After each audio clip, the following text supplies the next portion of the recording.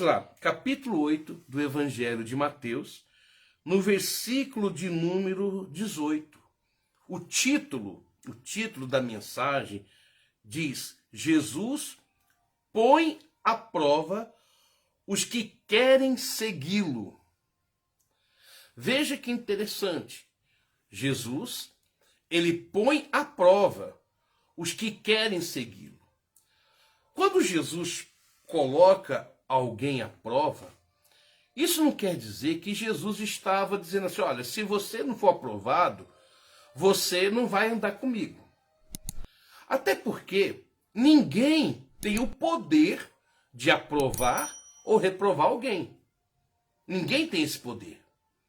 Ah, pastor, mas eu já fui reprovado. Não. Ninguém te reprovou. Eu estava conversando esses dias com o pastor Eurico, meu pai. Nós estávamos conversando sobre a autoescola. E eu fui reprovado na autoescola. Eu fui reprovado na primeira prova. E foi a escrita. E qual foi o meu erro? O meu erro foi que eu rasurei a prova.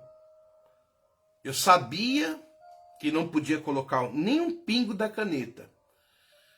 E foi justamente o que eu fiz. Em uma das perguntas, eu coloquei a caneta em cima e não é que não, aí coloquei embaixo. Quando eu fiz aquilo, sim, fui reprovado. Mas foi a autoescola que me reprovou? Foi o instrutor do Detran que me reprovou? Ou foi a minha insensatez? Ou foi a minha falta de sabedoria naquele momento? Então, quem me reprovou não foi eles. Foi a mim mesmo. Se você foi reprovado em alguma coisa em sua vida, não foi que te reprovaram. Foi que você não fez da maneira que tinha que fazer. Então você errou. Você falhou. E aí está o problema, né? Será que nós somos capazes o suficiente para assumir que erramos? Ou somos capazes de apontar os erros para os outros, né? Mas quando Jesus diz assim, como o título diz, Jesus põe à prova os que querem segui-lo. Então Jesus não está selecionando, ele está dizendo: olha, se você fizer isto, então você vai andar comigo. Agora, se você não fizer, você não vai andar comigo. Se você não tiver um acordo comigo, você não vai andar comigo. Agora, se você tiver um acordo comigo, vocês vão andar comigo. Vocês estão compreendendo? Então diz aqui o capítulo 8, do versículo 18, diz assim: veja bem, vendo Jesus, muita gente ao seu redor, ordenou que passassem para a outra margem. Então veja que o Senhor Jesus, ele começou a ver várias pessoas ao lado dele. E essas várias pessoas eram de vários tipos. Haviam pessoas doentes, haviam pessoas carentes, haviam pessoas deprimidas, haviam pessoas necessitadas, haviam pessoas curiosas, haviam pessoas caluniadoras, haviam todo tipo de pessoas. Aqueles que estavam para se aproximar de Deus através do Senhor Jesus e aqueles que estavam apenas para curiar, para falar mal depois, para criticar, para zombar, enfim, como também tem nos dias de hoje. Nem todos que estão perto de você, verdadeiramente estão perto porque gostam de você. Alguns estão perto de você porque gostam do que você tem. Essa que é a verdade. Essa que é a verdade. Muitos estão perto. É como você que entregou sua vida para Jesus. Você lembra quantas pessoas, quantas amizades você tinha antes de conhecer Jesus? De repente você tinha um monte. Mas quando você passou a servir o Senhor Jesus, essas amizades começaram a sumir. Mas você mudou? Você deixou de ser uma pessoa boa? Você deixou de ser uma pessoa legal? Não. É que simplesmente você não tinha mais o que eles poderiam lhe dar. Aliás, você não tinha mais o que eles queriam de você. Você não dava mais o que eles queriam. Então, às vezes, eles são seus amigos por causa do seu dinheiro, por causa das festas que você dá, por causa das piadas, podemos dizer, sujas, que você contava. Alguma coisa, você, a Tati diz, fala a Deus. Então, alguma coisa você tinha que os atraía. Porém, você se converteu. Então, você já não é mais interessante. Você já não tem mais aquelas conversas sujas. Você já não é mais aquela pessoa que eu vou pagar aqui para você, eu vou fazer isso. Não, você agora é a luz do mundo. Agora você brilha. Você brilha com um brilho celestial. Então, Jesus, aproximando-se dele, um escriba. O que é um escriba? Escriba, eles eram os doutores da lei. Eram aqueles que conheciam a lei. E você sabe, vamos ficar entre nós aqui. Às vezes as pessoas, elas gostam de recebê-lo. Todo mundo gosta, né? Todo ser humano gosta um pouquinho do elogio. As pessoas são atraídas pelo elogio. E uma das coisas que eu aprendi na palavra de Deus é que a gente tem que tomar cuidado com os elogios. Você tem que tomar cuidado com os elogios. Porque o elogio pode entrar no seu coração e fazer você se tornar orgulhoso. Fazer você se tornar orgulhoso. Às vezes eu vejo pessoas me elogiar por alguma coisa, eu não coloco no meu coração. Porque eu tenho que me defender espiritualmente falando. E quando a pessoa não tem Jesus no seu coração, então ela assume aquele elogio para ela e ela se sente como a maioral. Ela se sente o bambambam. Bam, bam. Ela se sente o grande, o todo-poderoso. Vocês estão entendendo? Ela começa a se sentir, não é a palavra certa, mas ela começa a se sentir um Deus, um intocável. Vocês estão compreendendo? Aqui o escriba, na época de Jesus, eram pessoas soberbas. Eram pessoas que, muitos deles, queriam status, queria fama, queria poder, queria chamar atenção. Então veja que quando ele chega em Jesus dizendo, mestre, seguir-te-ei por onde quer que fores, olha a resposta de Jesus. As raposas têm seus covis, as aves do céu ninhos, mas o Filho do Homem não tem onde reclinar a cabeça. Por que Jesus estava falando isso para o escriba? Porque o escriba queria status. O escriba queria mordomia. O escriba queria fama. O escriba, ele não queria ser servo. E quando Jesus disse, olha, o Filho do Homem, falando dele, não tem onde reclinar a cabeça, por quê? Porque ele era servo. O Senhor Jesus veio a este mundo como servo, servo de Deus. E ele ia para um lugar ou outro, então aonde tinha um lugar para ele dormir, ele dormia. Às vezes ele poderia estar dormindo numa casa confortável, às vezes ele dormia numa casa que não era confortável. Às vezes ele ia para a casa dele e às vezes ele dormia na casa de alguém de favor. Na verdade, esse é o primeiro passo para um pastor. Esse é o primeiro passo realmente para ser um pastor.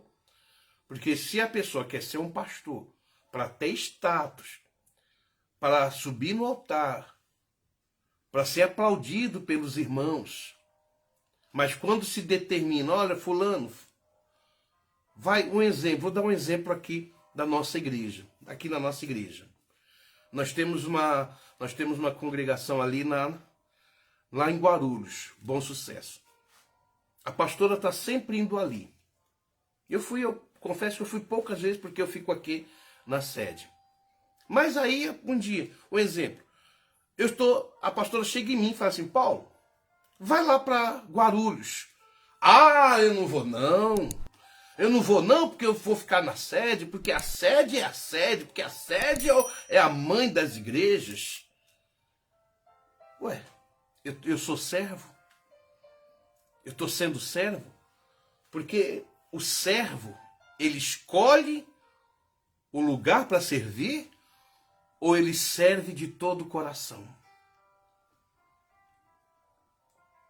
Quantas vezes a pastora, nossa pastora, minha mãe, ela chega no diácono Luciano, no pastor Roberto, fala, pastor Roberto, diácono Luciano, vá para Bom Sucesso, ali em Guarulhos, e eles dizem assim, tá bom, pastora, estou indo. E vão com todos felizes. Por quê? Porque dentro deles há um espírito de ser servo. E para ser pastor tem que ser o quê? Servo. Para ser um homem de Deus tem que ser servo. Então os escribas, eles não queriam servir. Eles queriam status, como alguns nos dias de hoje. Como alguns dos dias de hoje. Então, Jesus já disse, olha, eu sou servo. Eu não tenho aonde reclinar a cabeça, porque eu faço a vontade de quem? Do meu Pai. E você que está aqui conosco, pensa um pouquinho, você é servo? Ou você apenas quer que Jesus te sirva? Te sirva com saúde, te sirva com paz, com prosperidade, mas você quer servir do jeito que você quer. Então, me desculpa, meu irmão, me desculpa, minha irmã, você ainda não é servo. Você se enquadra aqui, ó, onde diz sobre os escribas, mas não parou por aí. Faltam 5 minutos para meio-dia, olha, falar meio-dia, misericórdia, para meia-noite. Diz aqui, e outro dos discípulos, agora Jesus está falando com os discípulos, ou seja, aqueles que já serviam a ele. Igual a você, igual a mim. Nós já estamos servindo a Jesus, não estamos? Se você está servindo a Jesus, então deixa aí no comentário. Eu sirvo a Jesus. Então, como diz aqui, e outro dos discípulos lhe disse, Senhor, permita-me ir primeiro sepultar meu pai. Quer dizer, Jesus estava caminhando, né? Aí ele diz, Senhor, para onde o senhor vai? Um exemplo. Ah, igual a irmã Lucimara. Ah, eu vou lá em Poá. Um exemplo, estou dando a cidade como exemplo. Eu vou lá em Poá. Senhor, mas faz o seguinte, eu vou aqui no Juscelino, eu vou enterrar o meu pai, mas depois eu vou. Deixa eu primeiro. Vocês estão entendendo? Então Jesus diz aqui, ó, segue-me e deixa os mortos sepultar os seus mortos. Jesus, meus amados, não estava impedindo o rapaz de enterrar o seu pai. Até porque é uma desonra, né? Uma desonra do líder, como também é uma desonra do servo, do discípulo. Perde o seu pai passa desta para outra, e ele não vai se despedir do seu pai. Ah, mas o meu pai já morreu, não está ali. Então vá confortar a família. Vá confortar aqueles que estão ali. Eu sei que é uma dor imensa. Graças a Deus ainda não tive essa dor, espero nem ter, né? Mas eu sei que é uma dor, imagino que é uma dor tremenda, que é difícil. Mas ali você tem que estar. Então Jesus não disse não vá. Jesus disse, siga-me e deixe os mortos sepultar os próprios mortos. O que isso significa? Significa, olha, me segue, mas confie em mim. Não deixe que as preocupações da vida te atrapalhem. Ah, minha internet hoje está oscilando. Hoje tem dias que a internet está ruim mesmo, Renato. Tem dias que só a mão do pai. E dizem que estão vindo 5G, né? Então, veja que às vezes o discípulo de Jesus, você, eu, nós vivemos num ambiente cheio de dificuldades. dificuldade na família. Quantas dificuldades você tem dentro da sua casa? Quantos problemas financeiros você passa? Quantas vezes você acorda meio angustiado, meio chateado, e você nem sabe por quê, preocupado, não é verdade? E muitos são aqueles que se deixam levar por essas preocupações e acabam se envolvendo com os problemas e esquece de seguir o Senhor Jesus. E esquece de colocar as suas preocupações na mão dele. O apóstolo Pedro, ele entendeu isto. O apóstolo Pedro entendeu muito bem essa palavra, porque em uma das epístolas, Pedro escreveu duas, dá licença. Deixa eu beber água aqui, dá licença. Em uma das duas passagens, das duas cartas, Pedro diz assim: lançai sobre ele, sobre Jesus, as vossas preocupações, porque ele cuida de vós. Então veja que a palavra de Deus diz que Deus cuida de você. Então, se Deus cuida de nós, então por que nós vamos viver preocupados?